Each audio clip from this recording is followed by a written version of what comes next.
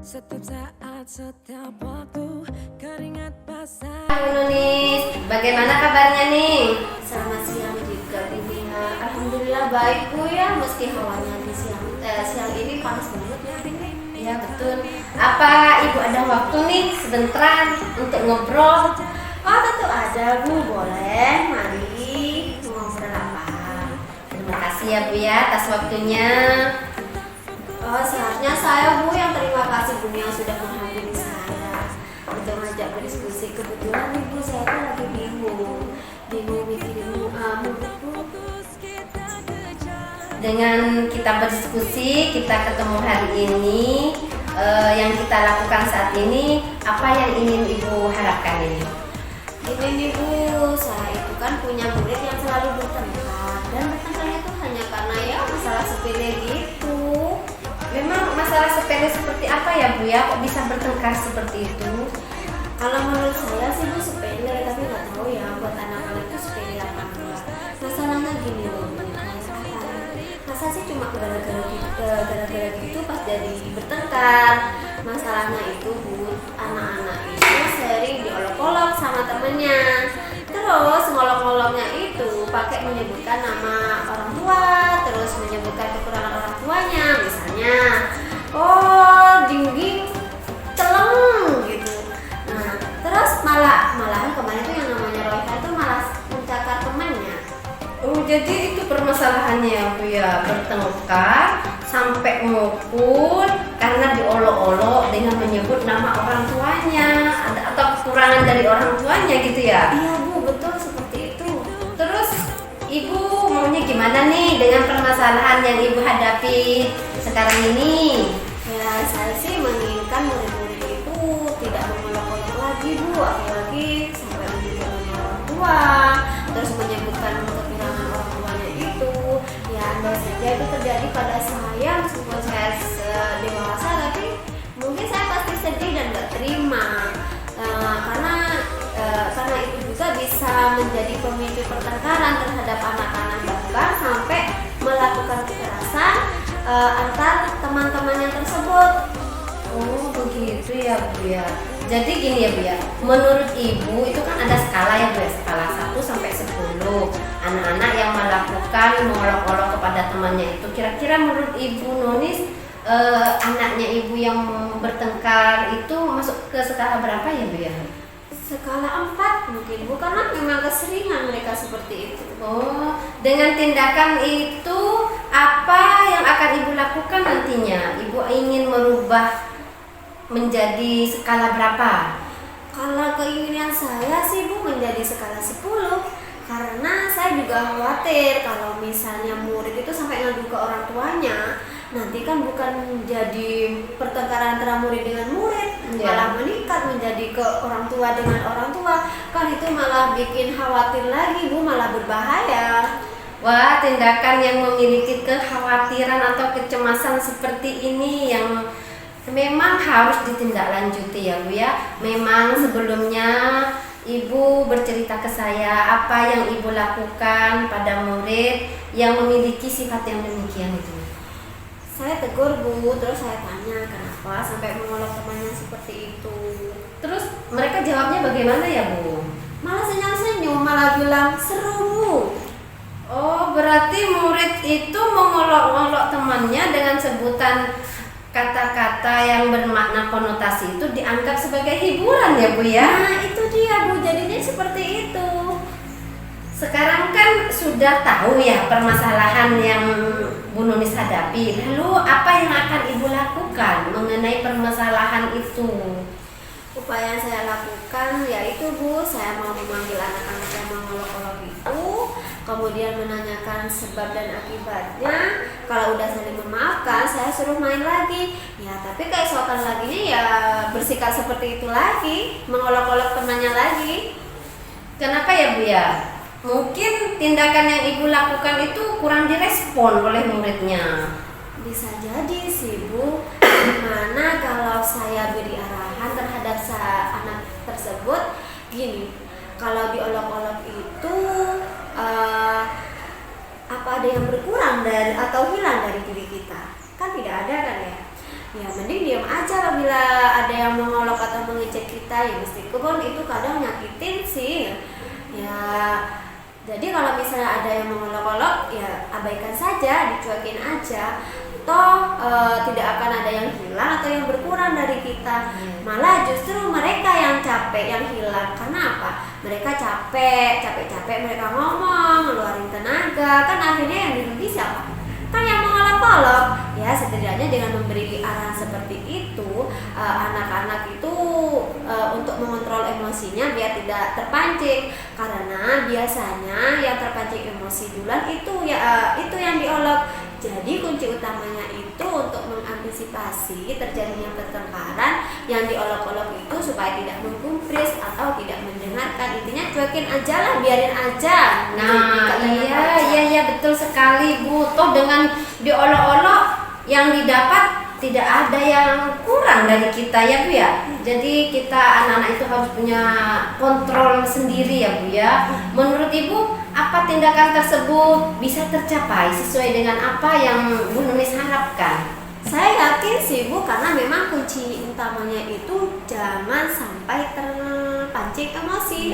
Kita harus bisa mengontrol diri gitu.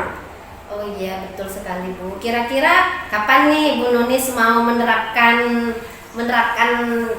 apa yang Bu Nunis lakukan itu? Dalam minggu ini sih Bu, karena biasanya murid itu pasti dalam tiap minggunya ada yang bertingkah seperti ini di kelas saya. Bagus sekali Bu. Nanti minggu depan saya tunggu ya cerita selanjutnya dan bagaimana hasilnya sesuai tindakan dan tunjukkan yang sudah Ibu ungkapkan tadi itu ya. Oh baik Bu, baik. Ternyata sudah 15 menit ya Bu ya kita ngobrol. Saya izin mau pamit dulu ya ke ruangan saya. Oh baik Bu, terima kasih ya Bu sudah mendengarkan keresahan saya ini. Baik Bu, sama-sama. Semoga berhasil ya Bu Nunis ya. Saya tunggu kabar selanjutnya. Baik Bu, terima kasih ya Bu. Ya, oke Bu Nunis. Assalamualaikum warahmatullahi wabarakatuh Dunia. Apa kabar hari ini? Waalaikumsalam Bu Nunis. Alhamdulillah saya baik Bu. Alhamdulillah. Anak-anak di kelas gimana Bu? Apakah masih semangat belajar? Anak-anak di kelas semangat belajarnya Bu. Cuma kenapa nih? Apa yang ingin dibicarakan pada pagi hari ini? Ada yang ingin saya konsultasikan sama sampean Bu tentang beberapa hal, khususnya perangkat pembelajaran dan administrasi guru. Memangnya kenapa Bu? Kira-kira dari administrasi guru atau perangkat pembelajarannya apa ada yang belum selesai atau ada kendala dalam penyusunannya? Insya Allah saya sudah selesai semuanya Bu Nunis. Tapi kenapa? Sebenarnya ini Bu Nunis, sebenarnya saya sebentar lagi kan menghadapi PAS ya Bu Nunis ya. Iya betul sekali. Lantas apa yang jadi kendala? Apa Ibu sudah membuat soal pasnya? Sebenarnya saya sudah membuat soal tersebut Bu Nunis. Wah luar biasa Bu Nia. Terus apa yang menjadi kendala dalam membuat soal tersebut? Begini Bu, itulah yang menjadi permasalahan saya Bu. Saya itu buat soalnya itu langsung copy paste dari internet agar lebih cepat selesai gitu Bu. Soalnya saya kan juga sibuk di rumah ngurus keluarga Bu. Setelah saya print soal tersebut, langsung saya setor ke panitia pasnya. Dan ternyata saya juga ditanya tentang kisi-kisi dan kartu soal Bu oleh si panitia itu. Saya sempat bingung Bu. Saya bilang belum sempat buat, padahal sebenarnya saya kurang paham Bu. Inilah yang menjadi tujuan saya itu ingin konsultasi ke Bu Nunis. Bagus sekali, berarti Ibunya udah siap dong dengan pasnya. Oh iya, sebelumnya Ibu pernah nggak mendengar istilah kisi-kisi soal dan kartu soal?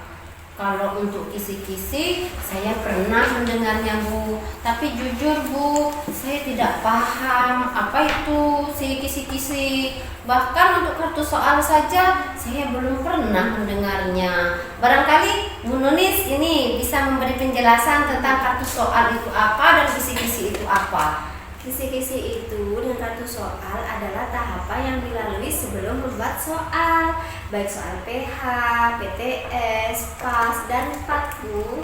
Oh, jadi sebelum membuat soal kita itu harus tahu dulu ya Bu ya tahapannya. Ternyata apa yang saya lakukan selama ini kurang tepat ya Bu ya. Bukan kurang tepat sih Bu, hanya saja disempurnakan lagi. Terus terang Bu, beberapa hari ini saya merasa gelisah dan takut. Gelisah dan takut karena apa ya? Yang membuat saya gelisah dan takut itu karena saya kan kemarin ditanya oleh panitia pas kebetulan di hadapan kepala sekolah tentang kisi-kisi dan kartu soal tersebut tadi. Saya kan malu Bu, saya khawatir nantinya akan ditegur karena masalah itu oleh kepala sekolah saya. Setiap orang kan memiliki kekurangan, tapi tidak ada kata terlambat untuk belajar. Kalau menurut saya sih, kalau misalnya nanti ibu ditegur sama kepala sekolah, ibu akui saja memang itu kekurangannya dan sampaikan kalau memang ibu itu belum tahu apa itu kisi-kisi, apa itu kartu soal. Tapi setelah itu Bunia harus berkomitmen untuk memperbaiki kekurangan ibu. Nanti kepala sekolahnya pasti bisa memaklumi kok. Mudah-mudahan ya Bu ya.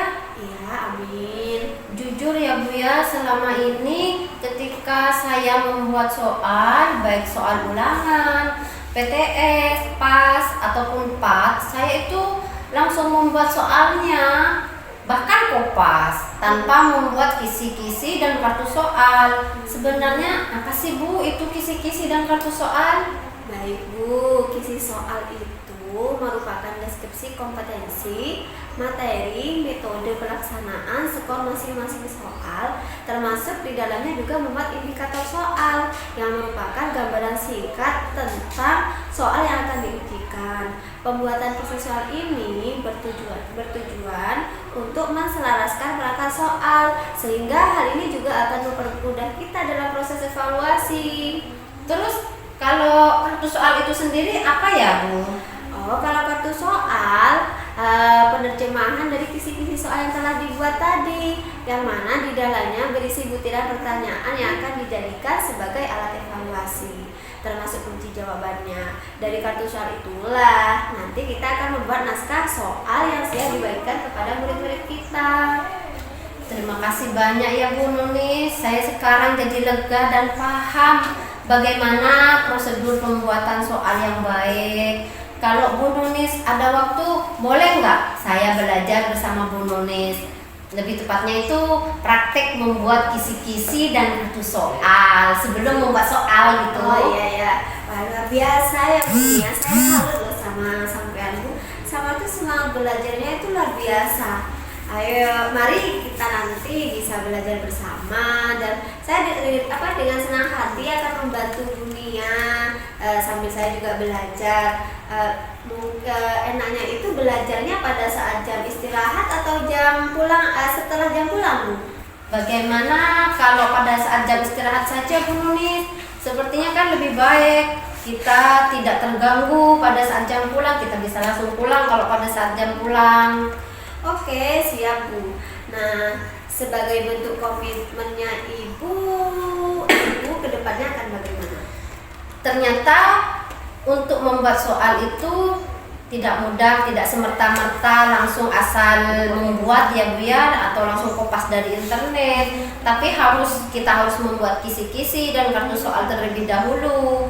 Hal ini kan merupakan langkah yang sangat penting ya Bu ya, dalam rangka menselaraskan perangkat soal, sehingga hal ini juga akan mempermudah dalam proses evaluasi. Kedepannya nanti saya akan meluangkan waktu untuk memulai langkah-langkah tersebut agar dapat membuat soal yang baik untuk anak didik saya. Bagus sekali Bu Nia. Semoga nanti tidak ada kendala ya. Amin. Mohon waktunya ya Bu ya untuk mengajari saya atau belajar dengan sampean tentang kisi-kisi dan kartu soal. Siap, insya Allah pasti dengan senang hati saya akan membantu dunia. Terima kasih banyak ya Bu ya telah meluangkan waktu untuk saya. Ya, sama-sama Bu Nia, sukses selalu ya. Amin.